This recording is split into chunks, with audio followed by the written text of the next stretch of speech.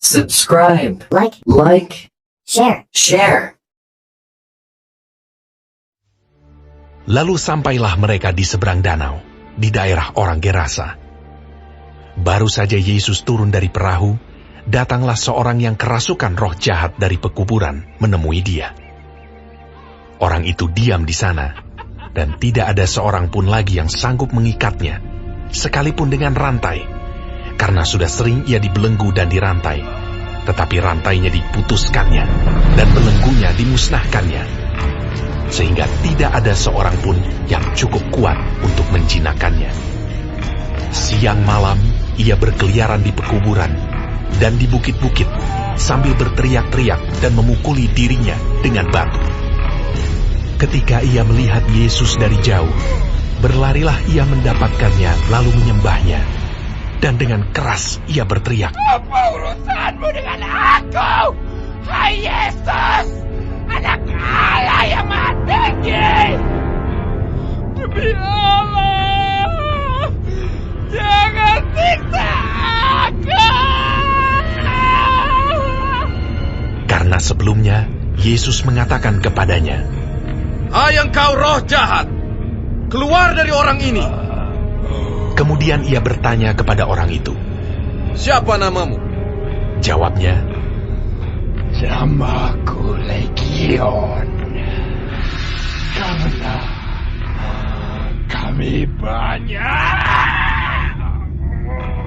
Ia memohon dengan sangat supaya Yesus jangan mengusir roh-roh itu keluar dari daerah itu. Adalah di sana di lereng bukit sejumlah besar babi sedang mencari makan. Lalu roh-roh itu meminta kepadanya, katanya, "Suruhlah kami pindah ke dalam babi-babi itu. Biarkanlah kami memasukinya." Yesus mengabulkan permintaan mereka. Lalu keluarlah roh-roh jahat itu dan memasuki babi-babi itu.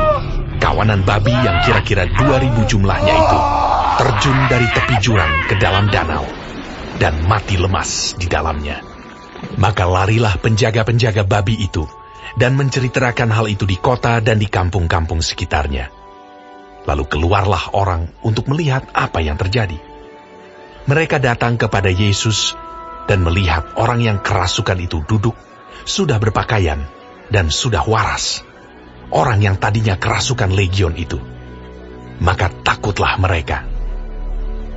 Orang-orang yang telah melihat sendiri hal itu menceritakan kepada mereka tentang apa yang telah terjadi atas orang yang kerasukan setan itu dan tentang babi-babi itu. Lalu mereka mendesak Yesus supaya ia meninggalkan daerah mereka. Pada waktu Yesus naik lagi ke dalam perahu, orang yang tadinya kerasukan setan itu meminta supaya ia diperkenankan menyertai dia. Yesus tidak memperkenankannya, tetapi ia berkata kepada orang itu, "Pulanglah ke rumahmu, kepada orang-orang sekampungmu, dan beritahukanlah kepada mereka segala sesuatu yang telah diperbuat oleh Tuhan atasmu, dan bagaimana Ia telah mengasihani engkau." Orang itu pun pergilah dan mulai memberitakan di daerah Dekapolis segala apa yang telah diperbuat Yesus atas dirinya, dan mereka semua menjadi heran. Sesudah Yesus menyeberang lagi dengan perahu, orang banyak berbondong-bondong datang lalu mengerumuni dia. Sedang ia berada di tepi danau, datanglah seorang kepala rumah ibadat yang bernama Yairus. Ketika ia melihat Yesus, tersungkurlah ia di depan kakinya dan memohon dengan sangat kepadanya, "Anakku perempuan sedang sakit, hampir mati. Datanglah kiranya dan letakkanlah tanganmu atasnya, supaya ia selamat dan tetap hidup." Lalu pergilah Yesus dengan orang itu. Orang banyak berbondong-bondong mengikuti dia dan berdesak-desakan di dekatnya. Adalah di situ seorang perempuan yang sudah 12 tahun lamanya menderita pendarahan. Ia telah berulang-ulang diobati oleh berbagai tabib, sehingga telah dihabiskannya semua yang ada padanya. Namun sama sekali tidak ada faedahnya. Malah sebaliknya, keadaannya makin memburuk. Dia sudah mendengar berita-berita tentang Yesus, maka di tengah-tengah orang banyak itu, ia mendekati Yesus dari belakang dan menjamah jubahnya. Sebab katanya, asal ku jamah saja jubahnya, aku akan sembuh. seketika itu juga, berhentilah pendarahannya, dan ia merasa bahwa badannya sudah sembuh dari penyakitnya. Pada ketika itu juga, Yesus mengetahui bahwa ada tenaga yang keluar dari dirinya. Lalu ia berpaling di tengah orang banyak dan bertanya, Siapa yang menjamah jubahku? Murid-muridnya menjawab, Engkau melihat bagaimana orang-orang ini berdesak-desakan dekatmu, dan engkau bertanya siapa yang menjamah aku. Lalu ia memandang sekelilingnya untuk melihat siapa yang telah melakukan hal itu.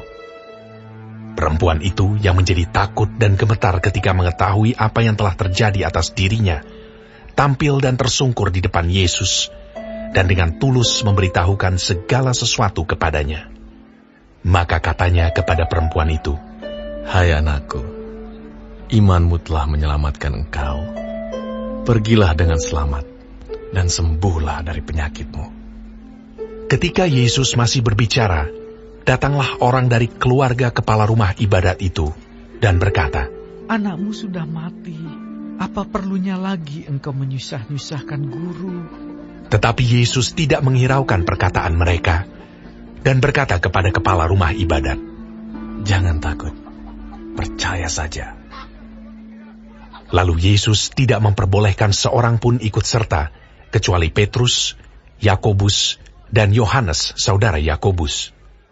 Mereka tiba di rumah kepala rumah ibadat, dan di sana dilihatnya orang-orang ribut, menangis, dan meratap dengan suara nyaring.